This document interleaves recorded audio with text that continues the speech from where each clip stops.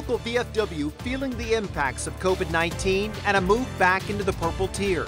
I would tell you that COVID-19 is killing more than people.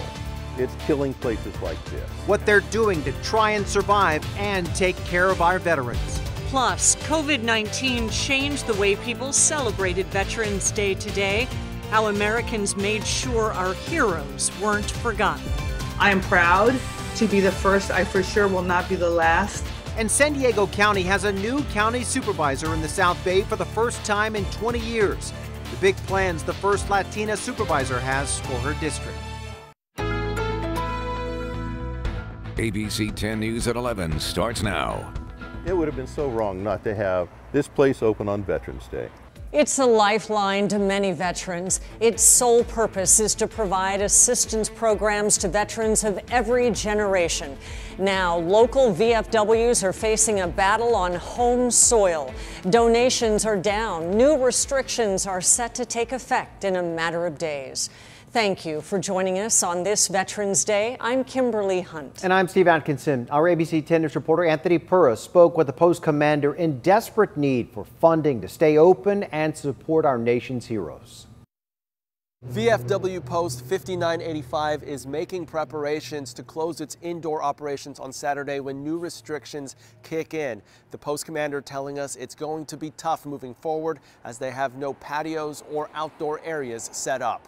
I would tell you that COVID-19 is killing more than people. It's killing places like this. Mike Hill is the post commander at this VFW post in Pacific Beach. It has been tough for their organization and others like them to make ends meet during the pandemic. There are 22 VFW posts and more American Legion posts throughout San Diego County. And all of us rely on having events and having people come to our canteen, which is sort of military for a bar, and spend money there, and that helps support us. He says their post is currently closed most days. We've been opening up on Tuesday nights and Friday nights doing meals, just for about 60 to 80 veterans. Veterans Day, they were open. It would have been so wrong not to have this place open on Veterans Day. But on Saturday, new restrictions kick in, which will force them to halt indoor operations. It comes after San Diego County saw an increase in COVID-19 cases, putting it in the state's purple tier, the tier with the strictest COVID-19 related rules. We've eaten up almost all of our savings just trying to pay the bills while we're closed. They have relied mostly on donations, and they will be needing more the longer the pandemic lasts. I will tell you that me and the other members will be dialing for dollars. First with their members. And then we'll reach out to the community and hope that some of them will value this place that's been here for 90 years and let it still be a home for veterans to be around fellow veterans. Saying they refuse to be beat by the pandemic. We aren't going to let this place die. There's too many people passionate about it. Anthony Pura, ABC 10 News.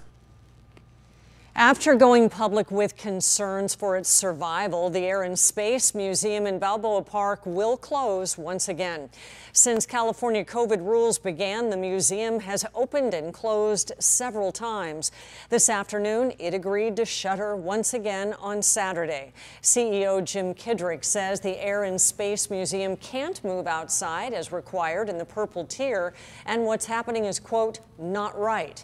He says the open spaces, social distancing, and mask requirements have allowed the museum to operate safely. Cases of COVID-19 are rising in all 50 states. Texas is now the first U.S. state to surpass 1 million cases.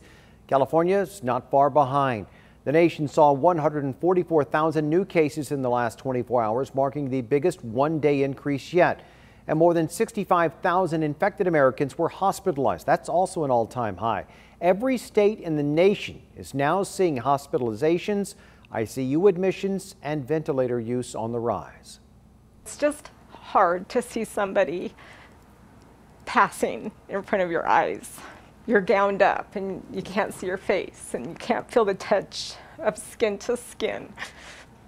It's just extremely sad. Just yesterday, Pfizer announced early data shows its COVID-19 vaccine is more than 90% effective, but health experts, including Dr. Anthony Fauci, caution it could be months, possibly April of next year, before a vaccine is widely available to most Americans.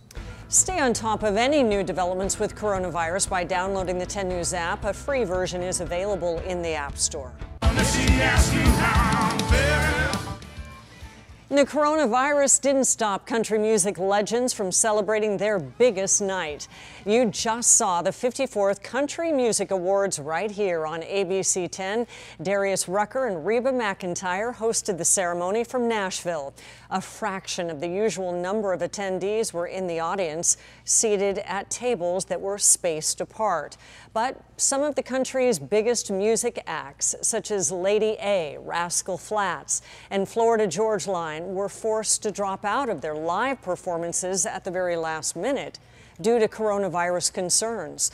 Meantime, Maren Morris won Female Vocalist of the Year, while Luke Combs took home Male Vocalist of the Year, and Eric Church took home the top prize of Entertainer of the Year. Your voice, your vote. Joel Anderson is extending his lead in the stunningly close race for the District 2 supervisor seat. Yesterday, he led Steve Voss by just 7 votes, but after today's count, it's now up to 85. Both candidates are Republicans, so this race will not impact the balance of power on the board. The next update will be tomorrow after 5.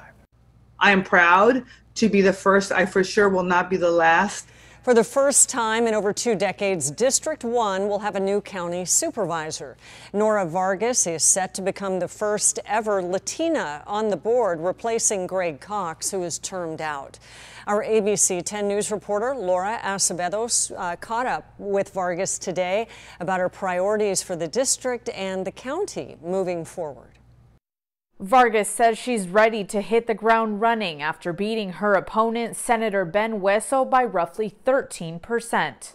Even though she hasn't been sworn into office, Supervisor-elect for District 1, Nora Vargas, says she's already getting to work. Making sure that I am getting briefed and I'm getting information, and there's so much happening, particularly with COVID, that I think it's important to just really hit the ground running. A Chula Vista resident, Vargas's background is in healthcare and education, serving on the board at Southwestern College since 2013, as board president since 2018, also an executive at Planned Parenthood. It's always been about removing barriers for our communities so that people have access to healthcare and education. Vargas says her biggest focus right now is the pandemic. District 1 primarily serves the South Bay, one of the areas hit the hardest in the county. For me, it's really important that we find a balance. How do we make sure that our small businesses are thriving, that they continue to stay open, but at the same time, that our communities are healthy and safe? That has to be a priority. Vargas is the first Latina to serve on the Board of Supervisors. Born in Tijuana and raised in Chula Vista, she says it's an honor to provide a bicultural perspective. I see that as a big responsibility, but also a great opportunity to have dialogue about the issues that really matter for our communities. Vargas says other areas of focus include a climate action plan, economic recovery, and housing security. She will be sworn in on January 4th. Laura Acevedo, ABC 10 News. President-elect Joe Biden has taken a big step in his transition process, naming Ron Klain as chief of staff. Klain led the Obama administration response to the Ebola virus and will help Biden with the coronavirus pandemic as well. ABC's Rena Roy reports on that transition and President Trump's brief appearance today. The 2020 presidential election is already unlike any other, and now there's a new milestone. President-elect Joe Biden leading President Donald Trump by 5 million votes nationally, the largest popular vote victory since 2008, yet still no concession from the president. Trump visited Arlington Cemetery in Virginia for Veterans Day, but has not spoken publicly for nearly a week, the longest stretch of silence since he took office. His refusal to accept defeat and false narrative of widespread voter fraud without evidence, creating a messy aftermath. All eyes now on Georgia, where the presidential race has yet to be called. A hand recount was authorized there, with Biden leading by more than 14,000 votes, and an election certification deadline coming up in just 9 days. It'll take every bit of the time that we have left. Only 4 Senate Republicans have outright acknowledged Biden's win. How do you expect to work with Republicans if they won't even acknowledge you as president-elect? They will. They will.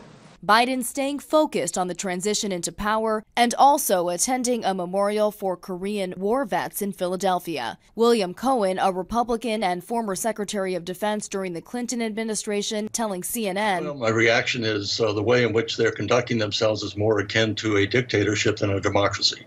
Rena Roy, ABC News, Wilmington, Delaware. Despite being downgraded, Tropical Storm Eta is slamming western Florida with heavy rain, wind, and waves. This is St. Petersburg near Tampa. Heavy rain from Eta will fall through tomorrow afternoon before heading out to sea.